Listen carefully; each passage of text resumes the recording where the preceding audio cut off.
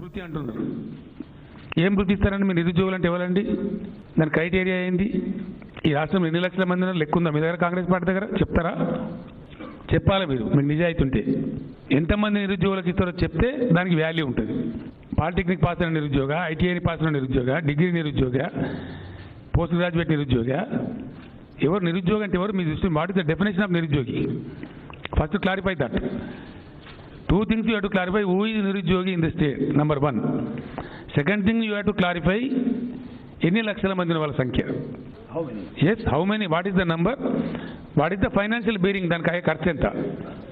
మీరు ఎక్కడి నుంచి ప్రొవైడ్ చేస్తారు చెప్పాలా?